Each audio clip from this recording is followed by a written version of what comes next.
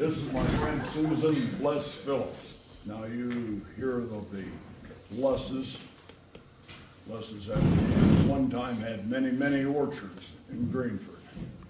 They came to Mahoning County back in the very early 1900s out of the state of Iowa. Grandpa Les heard that you can grow apples in Greenford. So he came the whole way from Iowa and came to Greenford. So when Ray said, would you talk about the Canfield Fair? I said, yes, 2 months ago. And then the more I thought about it, yeah, they call me from the fair board and say, tell us how did they mean that motion that was made back in 1977? Well, I would say, well, that was the year before I got on the board. But, yeah, they call on me quite frequently. But I knew at that point, my history part and Susan's history part, her family's had 3 members on the fair board in line. Kohler's has only been 2. But we're good at the last 40, 50 years. But when you go back to the early 1900s and everything, I thought, boy, this isn't gonna work. So that's when I said to Susan, I said, you know Susie from the Canfield Historical, and I'd seen her presentation. And I'm sure that when you leave today, you're gonna say, boy, that is a real presentation, because it is. So that's when this one here, she got on the phone and she said, yeah, I'll do it. So I called Ray. And so to start off, it's like if you're at the Canfield Fair, and Susan, I think I'm standing on the Kohler Avenue. Well, I'm standing on Les Avenue right here in the corner. Oh, okay, so we're pretty close together there. Yeah. Tell me something that you remember as a young person at the Canfield Fair. I remember when I was in about 1st grade, my grandfather, who was in charge of apples at that time, and always was when he was on the board, came down, picked me up and said he was going to take me to the fair before the fair started to help set up the apple exhibit. That's when the apple exhibit had like 12 to 13 exhibitors, and it took up the whole one side of what is now the International Building, and it was amazing. And so I watched all these men put the apples neatly in their boxes and put them up on the wall. And then Grandpa said, well, let's go have lunch. And he took my hand, and my grandfather was 6'6", if you didn't know AA Les. And we walked, and I was in 1st grade. So we walked down Midway, and he took us to Ricky's Quickie hot dog. And so now the first thing I have every time I go to the fair is a Ricky's hot dog. And that was one of my first memories. And I helped my grandfather as he got older with the apples and some of the other things that he did. And then my father came on the board in '75, and I kept doing it. And then my brother came on, and I helped him for a while, and then his wife decided she wanted to help too. And by that time I was married to, in case you don't know, I was married to Bill Phillips, who some of you might remember from the Mahoning County Extension Office and 4-H. And Bill had lots of things for me to do. So I pretty much lived around the fair. One of the things that didn't get a lot of publicity, but I think was really unique, and since you're in New Springfield, you might not have heard of Bob Neff, but he was a very influential businessman in Canfield, and he traveled a lot, and there's Neff Drive and all the housing developments that he did. But he and his wife were on a trip to Alaska, and he was so overwhelmed with the cabbage that they grew that he hired a plane and flew this head of cabbage, and I know it was this big around. Well, it came, and then they didn't know what to do with it because they weren't going to insult Bob Neff. So, I guess I wasn't working that week at my regular job, so, they gave me a golf cart and Bob Neff and the head of cabbage. We put it on display, and then Bob would call and say, Susan, we're gonna be on TV. We have to go up to WFMJ's tent. That's when all the radio stations and TV stations had their tents out there. And so we'd load the cabbage into the golf cart, and Bob and I would take off. And Susie has, That's in the slide. that's in the slide presentation, the head of cabbage that Bob flew home. And we took all over the fairgrounds, it's part of the parade. So, lots of good memories about the Canfield Fair and all the things. And yes, I met Lee back then. I've known him for a long time. That was a few years ago. Yeah, just a few. you were a little slimmer. Just a little bit, just a little. Just a little. You were a little slimmer, and but everything is good. And Susie is the now president of the Canfield Historical Society, which is one of my favorite things because I was the president for a couple of years myself. So Susie's done a presentation, and I told Lee he just didn't have time for it. So Susie's got it great. So here's my friend Susie McCabe, president of Canfield Historical Society, and she'll do the presentation. And then I have stopped at the fair office. You've done a few things, yeah. I have a few things here, and I have some trivia questions. And, So pay attention, because there will be a test apparently. So, the first thing I want to say is, my presentation is a history of the Canfield Fair. And as I told Lee and Susan, after I presented in Canfield, I lived in Cornersburg, and I went to Canfield schools, K through 12, but I rode a school bus into town and then home. And the fair, we went one day, and the family went, picnicked in the parking lot, and then went home. I didn't enter things in the fair, I wasn't from a farm family, so my presentation was from the facts, right? It's the history, it doesn't have the stories like Lee and Susan have of the families and the farm families and stuff like that. So bear with me, but anyway, so here we go, Canfield Fair. So Mahoning County was created in 1846 with Canfield as the geographical center, and therefore it was named the county seat. A convention was held in Canfield in February of 1847, and there we go. And a unanimous resolution was passed creating the Mahoning County Agricultural Society. The Honorable Judge Eben Newton was elected the first president, and annual dues at the time were $1. Things do change. Now they're only 50 cents. Oh, it went the other way. Okay, well, I should know. Okay, October 5th was the date of the long-awaited exhibition, and the business meetings and handwork exhibits were held in the Congregational Church, which is at the present site of the United Methodist Church. This was the building that was there at the time.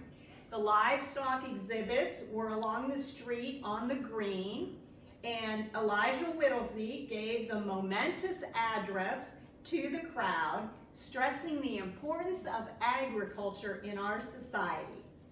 Only $131.50 of the total premiums of $150 was awarded.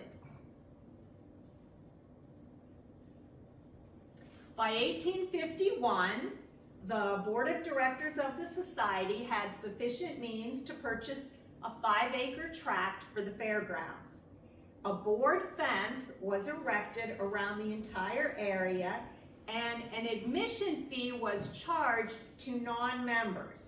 Now, there was some controversy about charging admission because there was a 1/2-cent tax on every county inhabitant from the treasury that was awarded to the fair. So some people felt like their taxes were already being used for the fair and they didn't want to have to pay an additional admission. But that 1 shilling admission was upheld, and so they were charged if they were not members. And it said that oxen was the most popular beast in the early fairs. So early fairs were attended only by men, but Mrs. Tanner, whose husband was a descendant of our early pioneer in Canfield, Trial Tanner, insisted on accompanying her husband to the fair.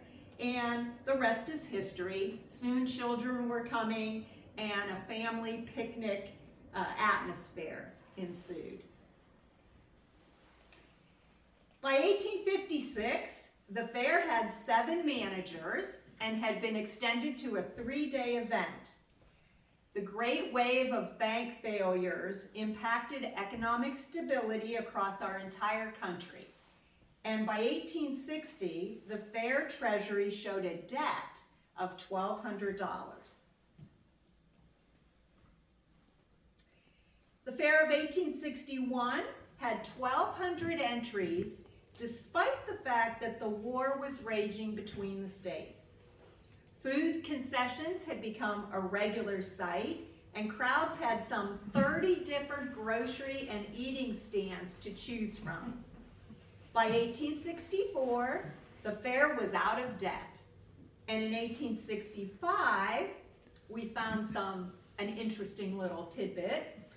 Sideshows, which were popular as early as then, a sideshow called Museum of Wonders presented a man named Anderson who bragged of a cast iron throat and stomach. So you know what he was doing, that cast iron throat.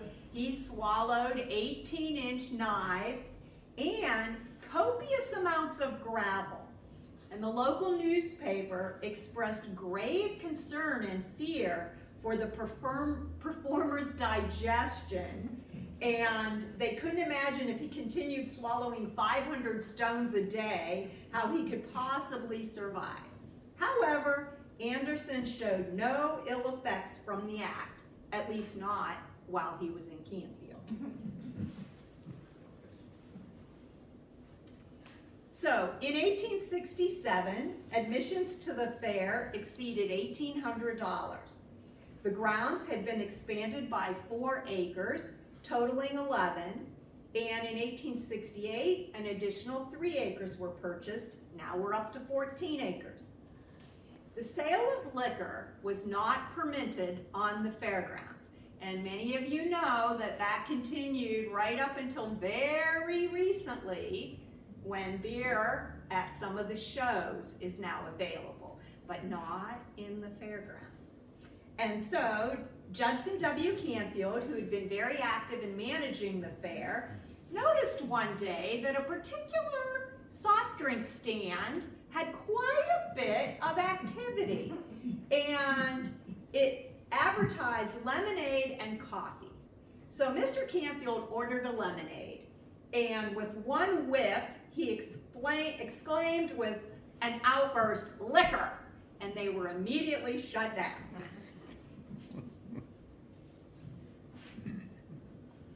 So, the year 1876 saw a major event in the life of the Canfield area. The county seat was removed to Youngstown. And so, although this affected many businesses in our little Canfield village, the 30th year of the fair was still going strong. Because it is a county fair, not the Canfield Fair, although people like to call it that. So the fairgrounds had grown to 22 acres by 1882. It was still fenced, and a half-mile racetrack had been created. The admission was now 25 cents.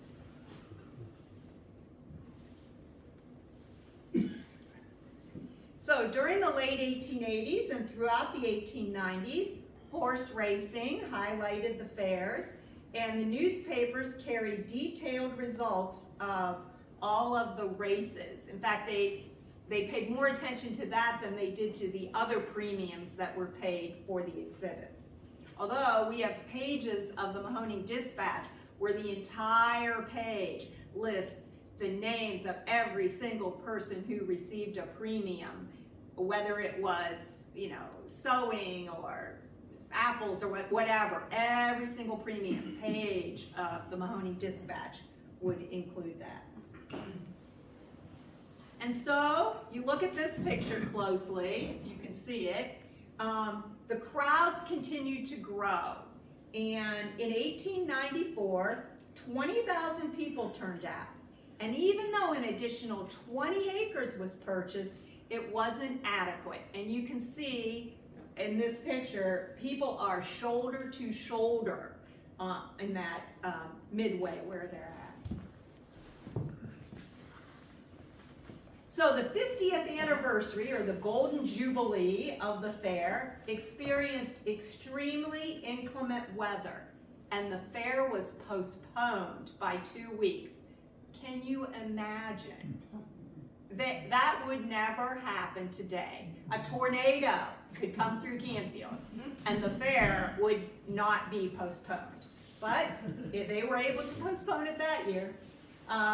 The gay 90s brought the phenomenon of the bicycle, and the Mahoning Cycle Club sponsored 4 bicycle races run daily with a purse of $500. 2 great local bands performed that year, the Canfield Cornet Band and the North Lima Band.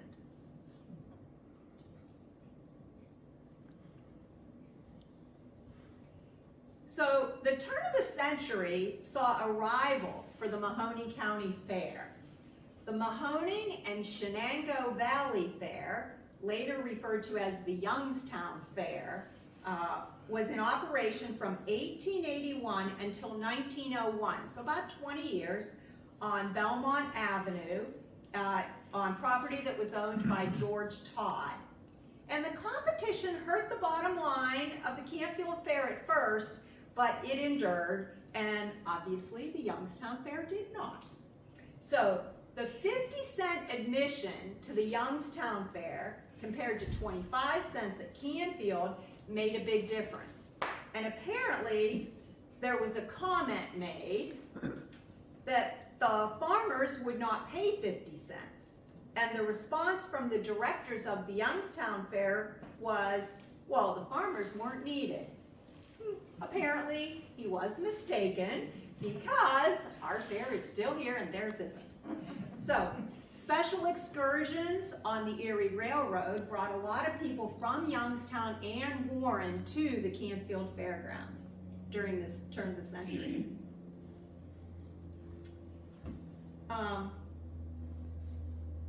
As Howard Ailey once said in his book, which I saw a copy of it in your stand somewhere. Anyway, where once patrons of the Mahoning County Fair exclaimed it was the best in the state, by 1904 they were saying it was the best in the country, So, you'll recognize the ruby glass. Those souvenirs were very popular during the 1900s, and our Historical Society has some on display in our little Canfield Fair display. And the green glass too.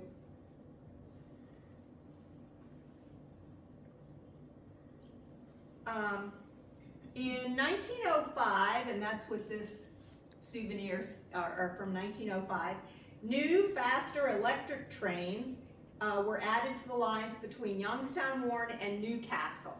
And that allowed for another 18,000 patrons to enter the gate, and over a third of them were from the Youngstown area, not just the immediately Canfield area.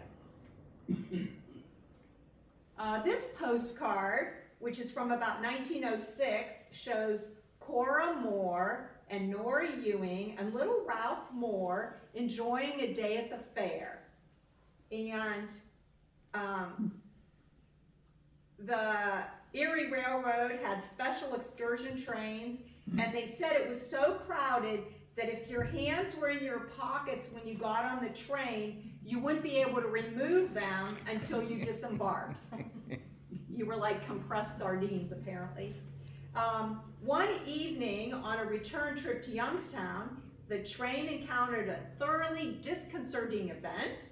An overloaded freight train had gone off the rails and a long strip of the track was destroyed. So a rescue train was backed up from Youngstown to pick up the passengers, but they all had to get off of their train and walk down past the injured track to get to the rescue train. So that was upsetting, I guess.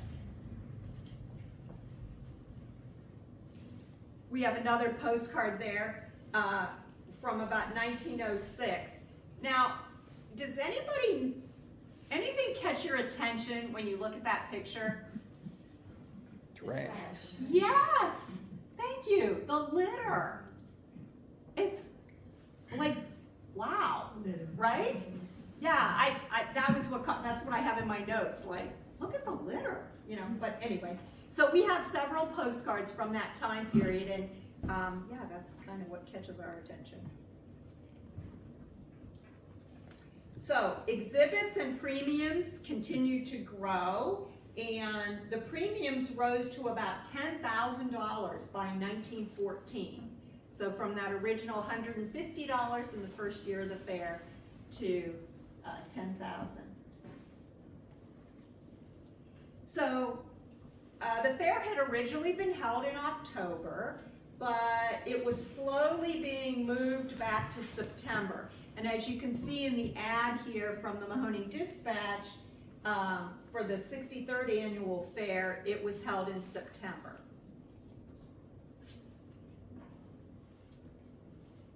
And of course, the postcard photo gallery offered wonderful souvenirs that you could have made at the fair. And again, the trash and litter on the ground. I'm not sure why You would don't you? see any garbage cans. No, apparently there were no garbage cans yet. That was a later addition to the fair, you know. So from the earliest years, politicians were extremely busy during fair time. They were out seeking votes, you know, so anybody who was stumping for office was found at the fair. In Harding's 1910 speech, he declared the fair the most wonderful institution in the country. Imagine that. Although he failed to be elected governor that year, we know he went on to be elected to the U.S. Senate in 1915 and the U.S. presidency in 1920. He was just one of the many politicians. So the earliest dates in September were in 1911 when the fair began on September 5th. Now, you know, we've pushed it back and now it's into August even because it's always Labor Day weekend, but at the time it was not.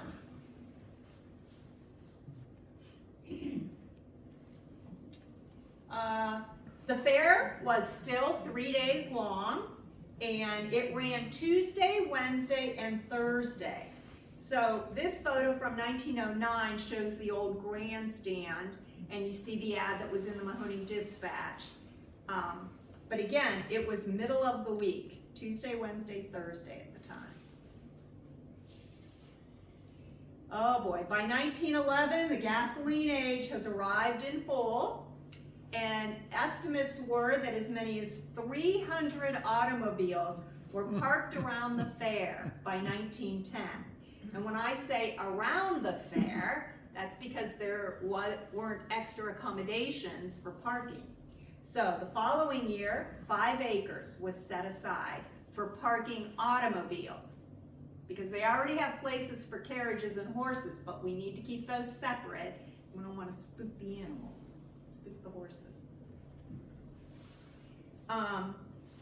So as advertised here in the dispatch, you know, we use that for a lot of our resources. Many retailers had extensive exhibits at the fair, showing off their latest and greatest wares, from clothing and accessories to furniture.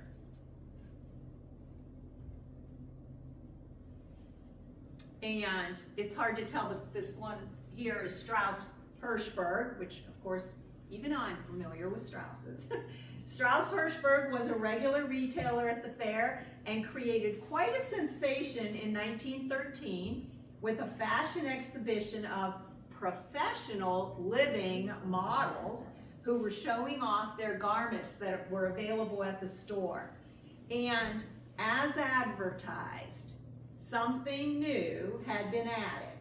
And in 1913, it was motorcycle races, which kept the spectators in their seats. And I say something new has been added, and you will keep, that's what my history's all about.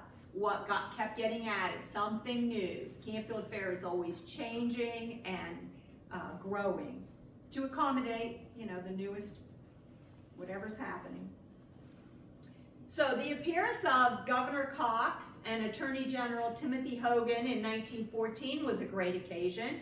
They built a huge speaker's platform in front of the grandstand, and more than 100 people had climbed onto this platform, and just as the governor was about to speak, the platform collapsed, everyone toppled to the ground on top of each other. The governor was clutching the railing, and he was the only one left standing. So apparently they rebuilt it, got it, you know, set up again. He was able to continue on with his speech. It said that a few people were injured, but no one seriously.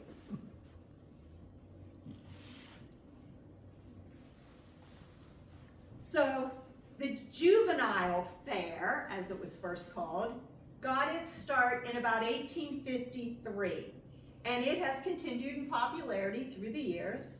As a result, the school exhibit building was opened in 1915, where the handiwork of school children from across Mahoning County could be displayed, and you know that building is still there today. And I had something in there when I was a child from school. So, and of course the horse racing continues, 1915. So, from the newest in farm equipment to the latest in clothing, our displays are varied. By 1917, buses were replacing the trains as means of getting to the fair from our surrounding communities. And in 1920, Warren G. Harding appears again at our fair as he campaigns for president. And that same year, the fair was the scene of the first political activity of women in Mahoning County.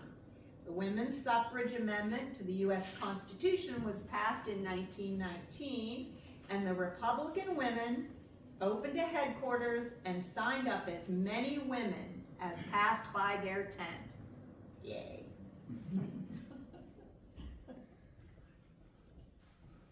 So, 1920s, numerous developments. The new Coliseum was erected in 1922 at a cost of $10,000. It had good ventilation and ample seating, which made it a favored spot for people to gather.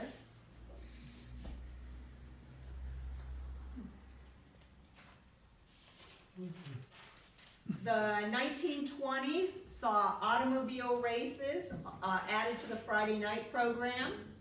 The cupola atop the exhibition hall in this picture was a prominent feature of the fair skyline.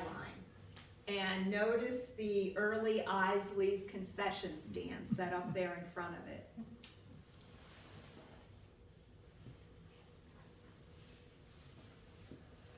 Electric lights. Electric lights made their debut in 1924, and this allowed for the first nighttime fair. We can't imagine the fair not being at night now, but by 1924, the fair had been extended to 4 days, and it included Saturday, and that allowed for children to come to the fair.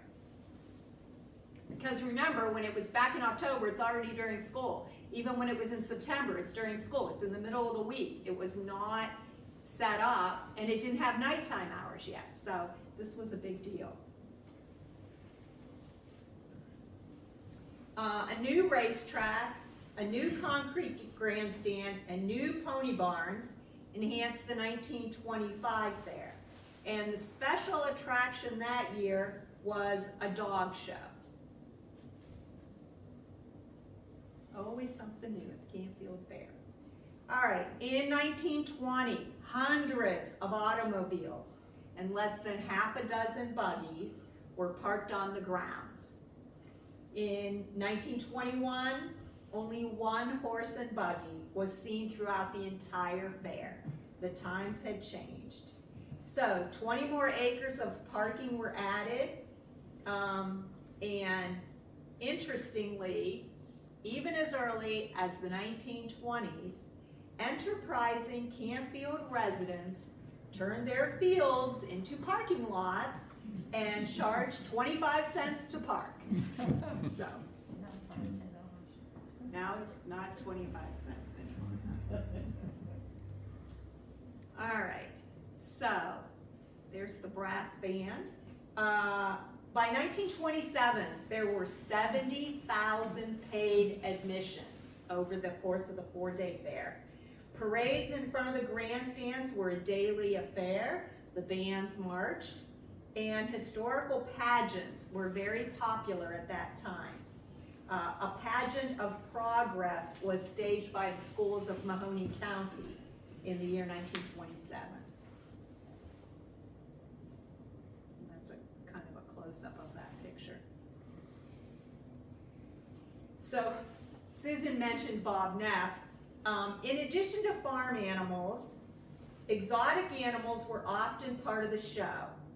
And in 1929, the State Fish and Game Commission exhibited a bear.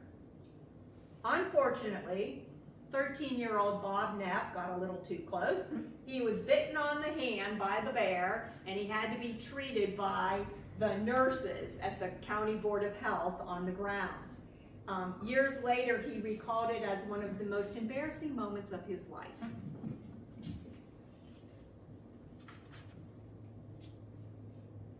He still loved the fair though. Oh, he loved the fair. Yeah, he didn't miss the fair, but he talked about that. So this photo is taken from the back of the grandstand, looking out over the fair.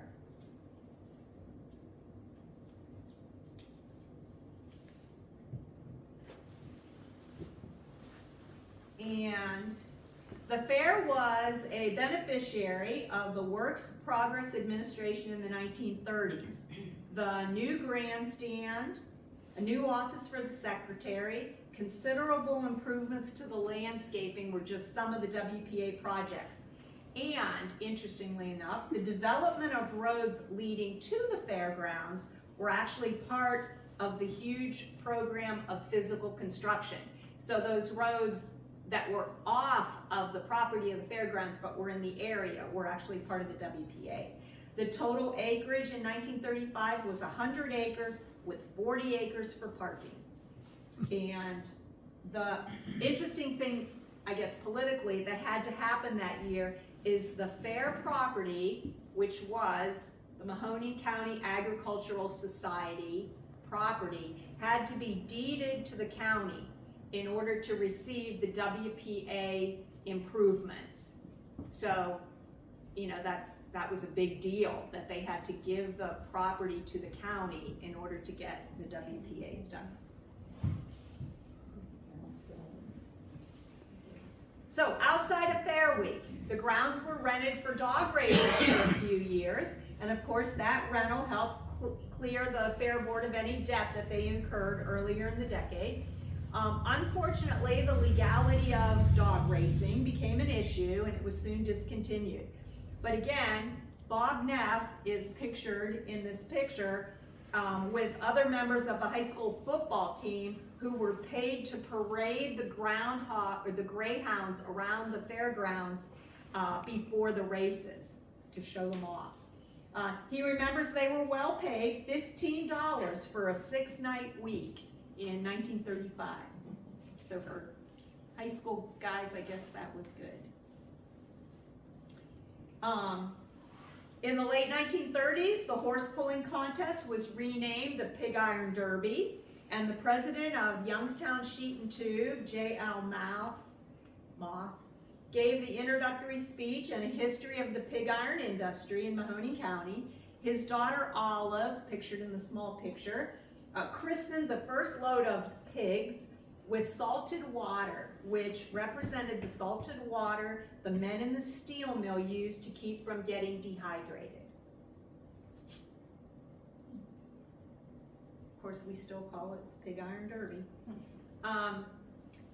The junior granges and 4-H clubs had developed a complete fair of their own by the 1930s, and the boys and girls under the direction of Vernon Krause comprised their own officers group, and Jerome Hull was the county superintendent of schools, and J.C. Hedge was the county extension agent, and so they all were a part of the junior fair and 4-H.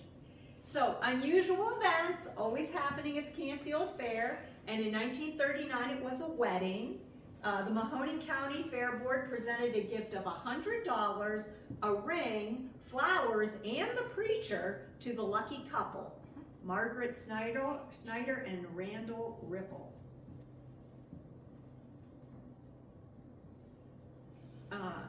The horse show became a popular feature, and in 1940s it was held on Sunday, marking the first time in the 94 history of the fair to have anything held on a Sunday.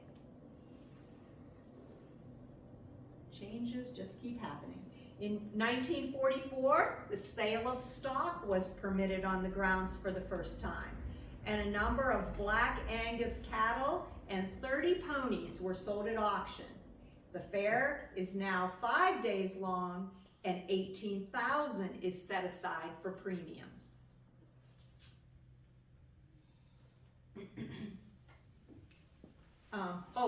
One more note.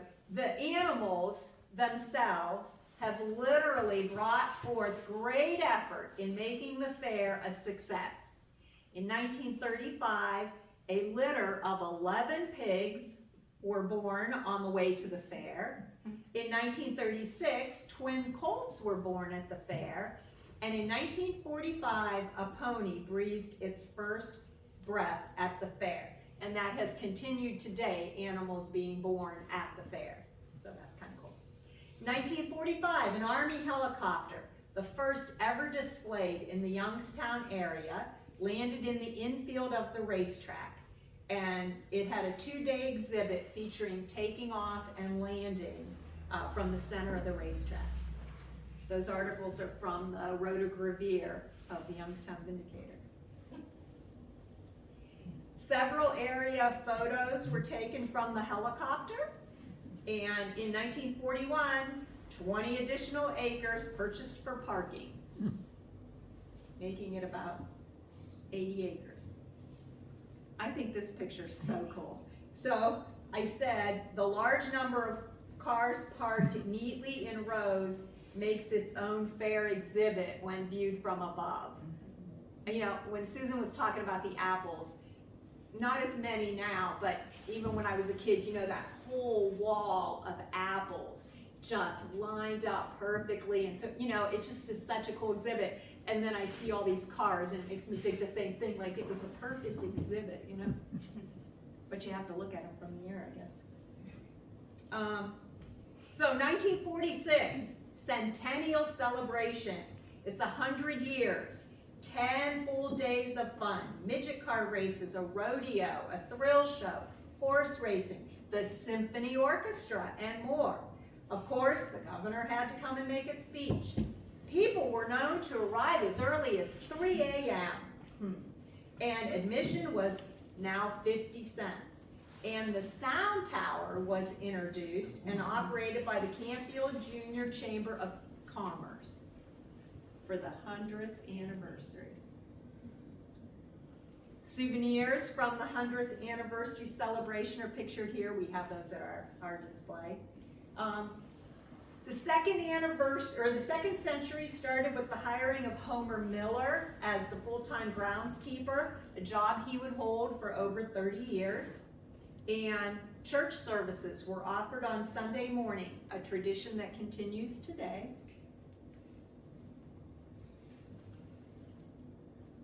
This aerial view is from 1949 off-season, and that same year, WBBW televised live from the fair for the first time, and the tradition of naming the fairground roads started in the 1950s.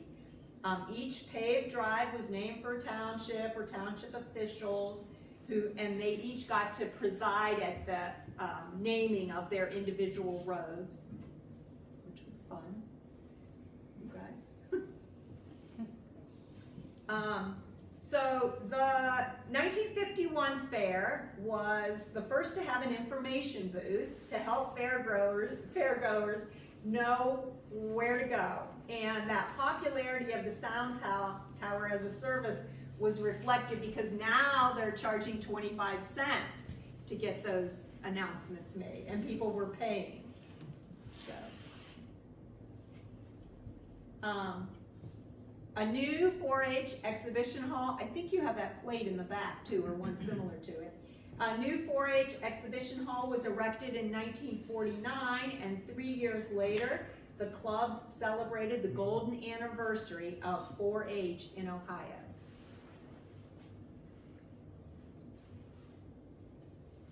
In 1953, Canfield Fair was carried into the homes of thousands of area viewers via television. Eddie Lane of WFMJ assisted Howard Ailey, and they telecast the sights and sounds of the racetrack on Friday afternoon. Now, a lot less on the ground, I'm pleased to say. Things have changed a little. The weather for the fair days in 1953 was unseasonably hot. It was in the 90s with no rain for a month, but fortunately by Saturday we had a downpour, and then typical fair weather returned for Sunday. And you can see the clothing where we're at here. I think that's such a fun picture. We don't know who that is, but, so the Sunday afternoon high school band concert replaced the combined band concert from previous years, and it was a program consisting of 9 15-minute segments provided by the different township school bands. That change went over well, and so it was adopted as a permanent feature of the fair. Again, continues today, the band show. 1955 saw a significant change in the leadership of the fair. Edward Ziegler, who had served as the fair secretary since 1916, retired. He was succeeded by Grace Williams, who also served a very long tenure and became known as Miss Canfield Fair.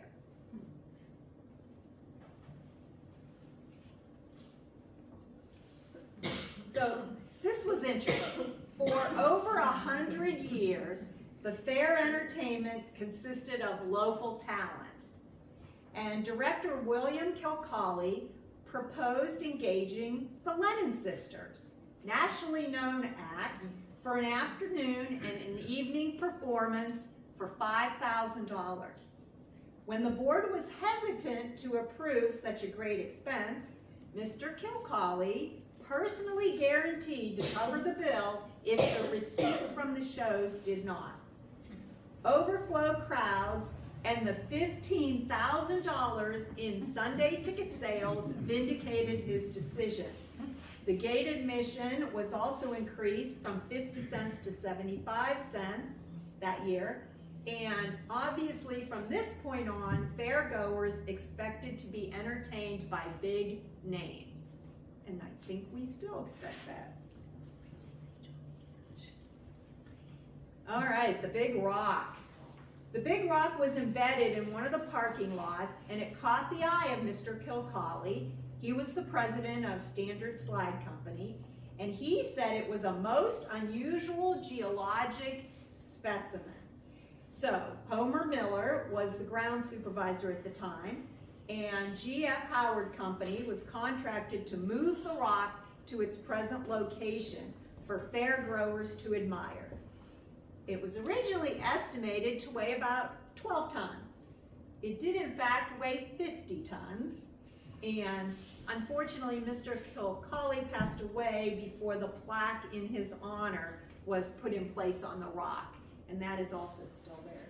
Well, we know the rock's still there, but so is the plaque. All right, so harness racing continues as a prominent feature. Betting on those races. All right, 1962 is a year of firsts. Fair Board President Homer Schaefer suggested a pumpkin show might have some popular attraction. There were 225 exhibits that first year, and we know that that has continued to be successful.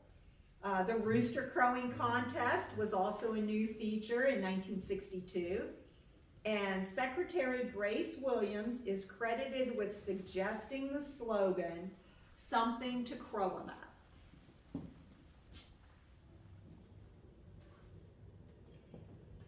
The Parade of Nations celebrated international groups with 13 floats representing various nationalities. Again, 1962. And this grew into the International Building's permanent display. And the Water Follies was the program that year, and it said that it was the largest portable pool in the world. I don't know if anybody remembers going to the Water Follies. So, as Howard Ailey has said in his book, there was more to see in '63, and the new hay and grain building provided ample room for the hay and grain, and the sunflower competition was new, the fruit displays were able to be in that building. So another addition was the antique steam-powered farm equipment, again, continuing to be very popular today.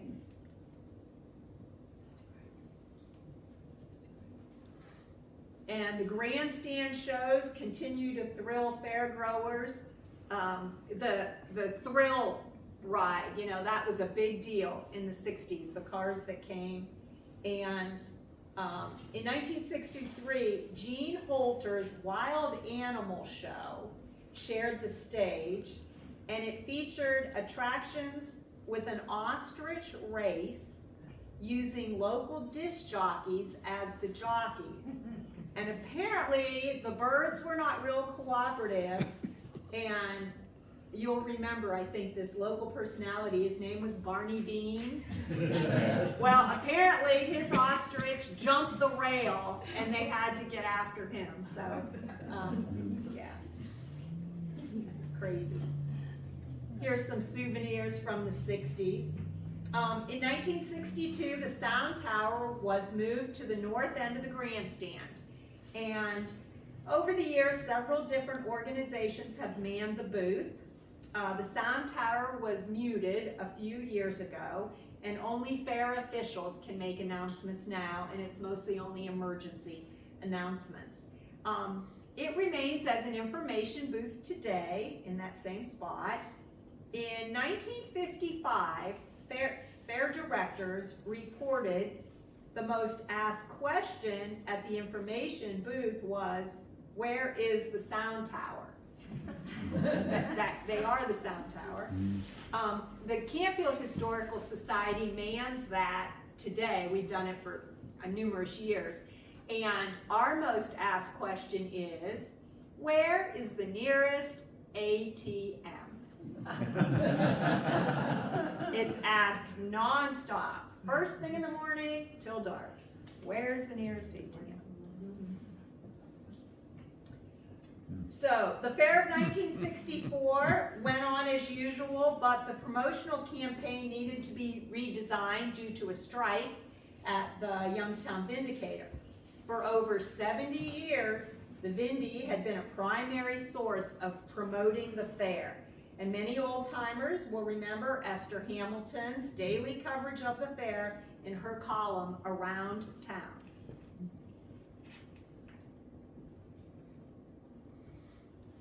So the fair board decided that the international group and the antique steam equipment and the hurdy-gurdy man should return as attractions for the 118th fair. And of course, the international group and the antique steam equipment is still with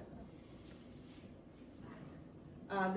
This beautiful fountain, you're all familiar, I'm sure, was donated by director George Bishop, and it was installed in 1965, and of course the tradition of throwing coins in soon began. That same year, the Colonial Inn was renovated. Unfortunately, that same year, the cupola at the top of the Arts and Crafts building, which had long served as a landmark, just when you looked at the thing, it had to be taken down. It was deemed unsafe. So that changed our skyline a little bit. Susie, Yes, if you go back to that picture. Yeah.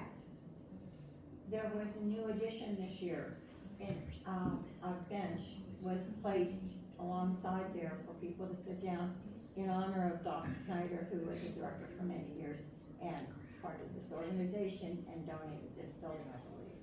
Doc Snyder, is that, okay, so, and that has been redesigned. There's a, who's the guy that's taking care of the grounds? Pat Adams? Pat Adams. So yes, Pat Adams, that's also, well, you'll see in a minute, but that's also where our historical marker is, and they did redesign that whole area. It looks very nice. It looks very nice. Yeah, the new flagpole is up, and yeah. Thank you. No, thank you. Again, personal stuff, me with the facts, you know. Okay, so, yeah. So, a discussion about moving old structures like schoolhouses and stuff had occurred for a few years at the fair. However, in 1964, the board voted to remove the Whittlesey Law Records Office from the center of Canfield to the fairgrounds. And in the spring of '65, it was moved to its present location, and Pioneer Village was begun. And then soon after that, Alden Groves and Bob Rose found a log cabin, and it became a part of the permanent display. And shortly after that, they approved purchasing the Erie Railroad Station for $1. Of course, it costs more than $1 to move it, but that's a whole nother story. So, enthusiastic promotion has contributed to the success of the fair, and this newspaper was put out a few years by Howard Ailey that advertised what was new and exciting, and it was given away for free.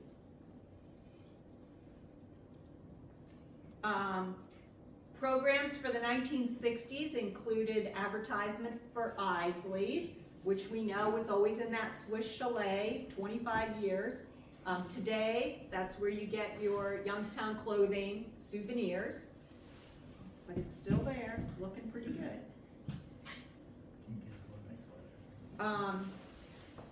So 3 new pony barns were erected in '69 to replace the old ones. Of course, the pumpkin show is still very famous, and in 1969, just as the finishing touches were being applied to the whole pumpkin exhibit, a loud creaking sound was heard, and the shelving collapsed. It spilled 10 tons of pumpkins and squash to the floor.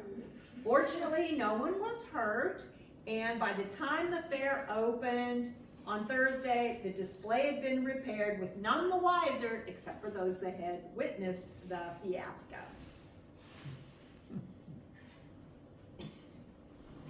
Very popular, the photography contest also had a first in 1969, and it continues today. The colored photo was taken by Lana Van Acker.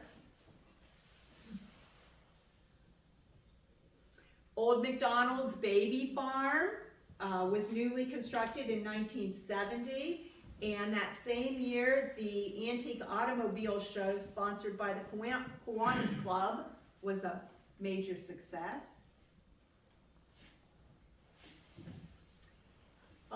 15 township flags were specially designed representing the 15 townships of Mahoning County to mark the 125th anniversary. And Howard Ailey, who'd been a longtime promoter of the fair, published his book chronicling the first 125 years.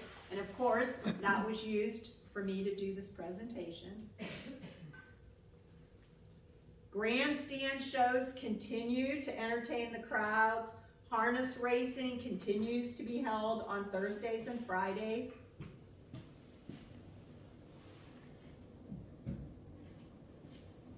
So a new feature in '72 was the milking parlor, which provided relief for the dairy cows and an education for the city folk who could claim, I milked a cow at the Canfield Fair. Pictured here are my grandchildren when they were little and they milked a cow at the Canfield Fair.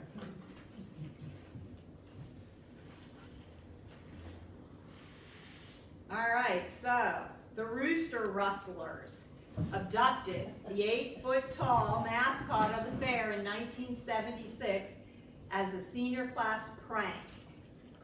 The rooster remained hidden for several months. It was in a barn. And then he showed up chained to the high school flagpole. That's that picture, that black and white picture was in our yearbook. And he was returned unharmed, and he was in place by the '76 fair. I'm the class of '76. I had nothing to do with that. Although I do know who did. That's how I know it was in a barn. All right, our nation's bicentennial was reflected in the souvenirs and the programs of the time, and the Carriage Museum was erected to house antique modes of transportation.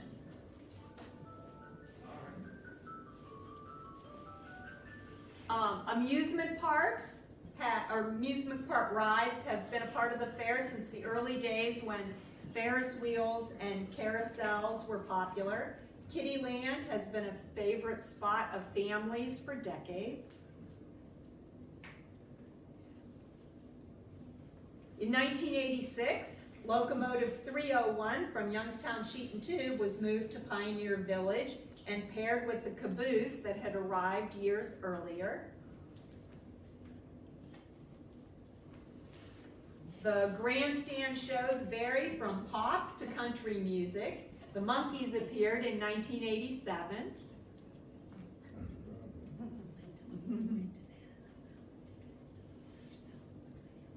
And the 150th anniversary of the fair saw the publication of a second booklet highlighting fair history, The Enduring Traditions by Charlotte Augustin.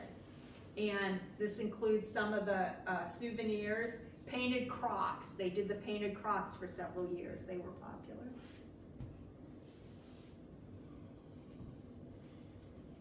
Scouts have been a part of the fair for years. Both the Boy Scouts and Girl Scouts celebrated their 50-year anniversaries with special celebrations at the fair. More recently, the Boy Scouts have always provided a free rope ladder and other fun games in their area. And camping out at the fair in tents and raising the flag in the morning were just some of the Scout activities. That's my son as a Cub Scout raising the flag, and that's my daughter judging the rooster crowing contest when they were young. Yeah, they're 38 and 40 now, but that was a lot of fun. And as I said before, the Vindicator promotes the fair. This 1998 Vindicator Fair supplement included a color-coded map, and the post office sold dated postcards as souvenirs. The Mahoning Veterans Memorial, housed in a log cabin, was opened in 1999 to honor veterans of all American wars. And there's the head of cabbage.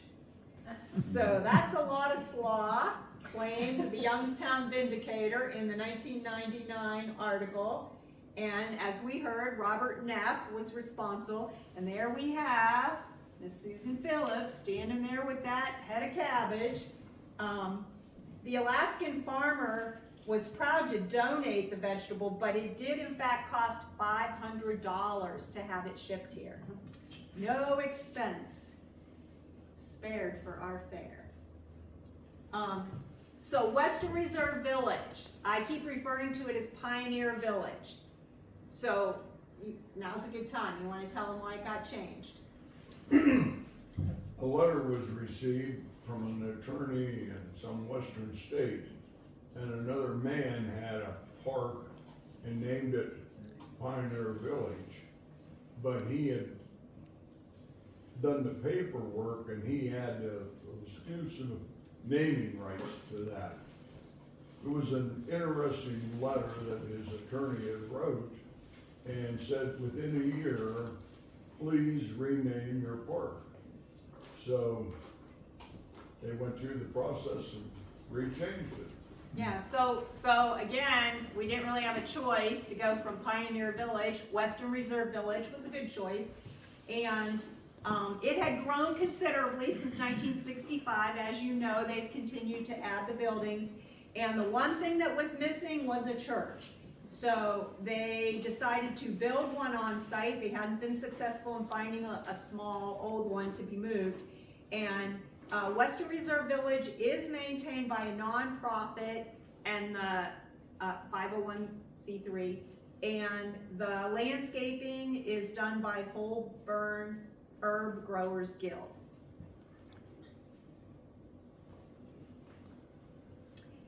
So the theme for the 1956 fair was Pride in America.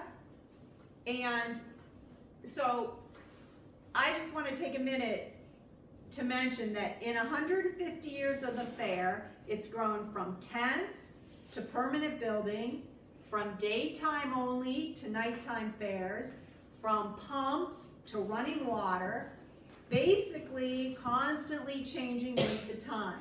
And so for 1 week out of the year, the fair directors really stage a small city with thousands of tourists at their gates. And so it's like, as we've seen all of these changes, it's like an amazing thing that they do. I'm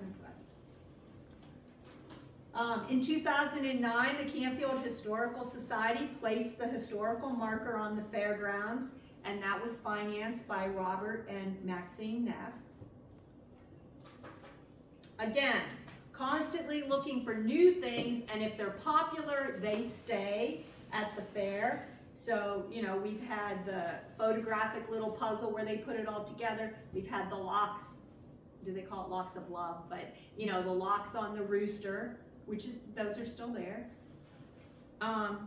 Generations of families, right? Chronicle fun at the fair. And we've always bragged about our free exhibits, and it just doesn't take much to find fun at the Canfield Fair. Again, that's my daughter when she was 4, and that's my grandchildren when they were 2 and 4. That used to be so fun. We're not farm people. That is thrilling to be able to be in the wheel. Maybe if you grew up on a farm, that's not so fun, but, you know, fun for us. And you know, they've increased the number of famous paintings. Now this year they had a couple extra ones where you could put your face in and get your pictures taken. And I keep doing